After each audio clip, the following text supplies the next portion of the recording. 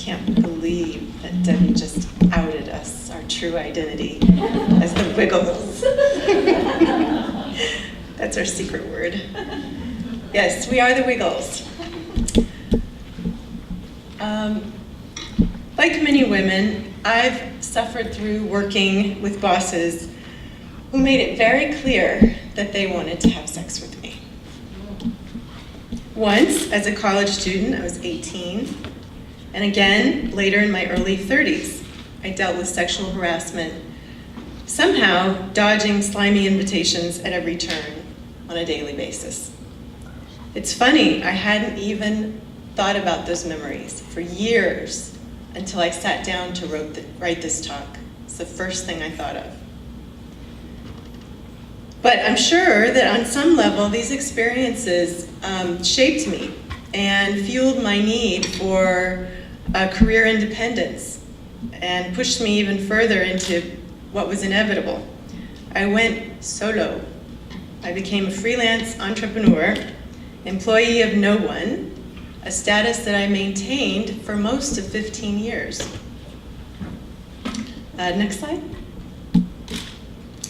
So for me, the perfect day was always being able to choose my own calendar, my own activities, my own successes and failures.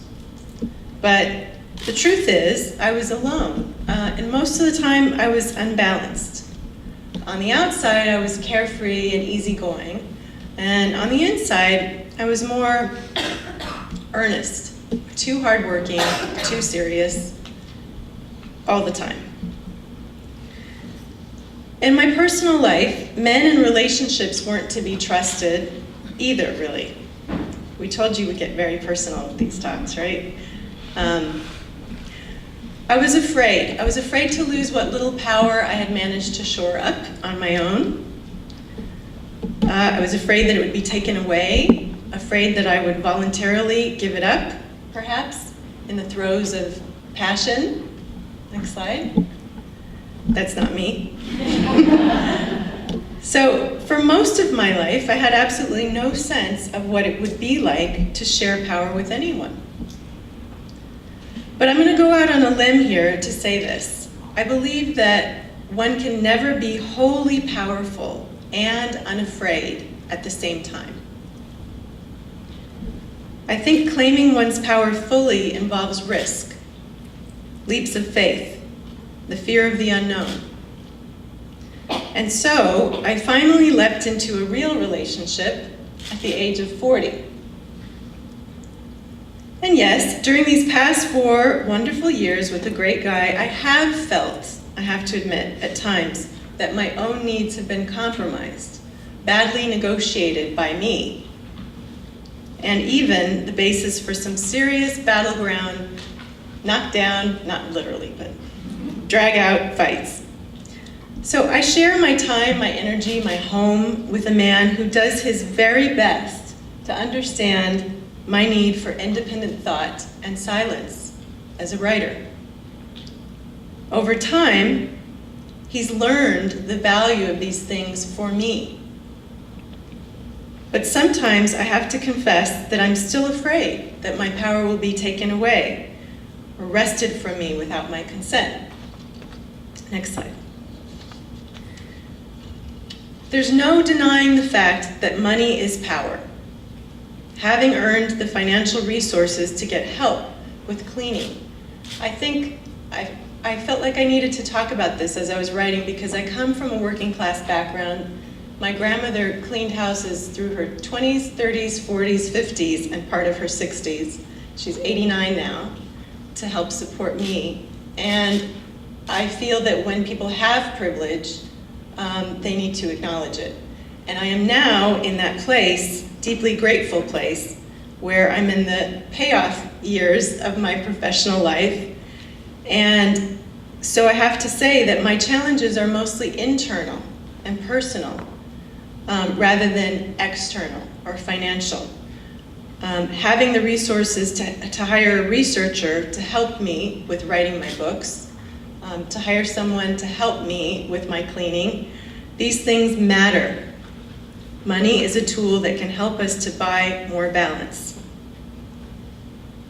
So the challenges are internal for me and involve negotiating space and time with those I love most. I think I'm not alone in saying that we sometimes give these things away too easily.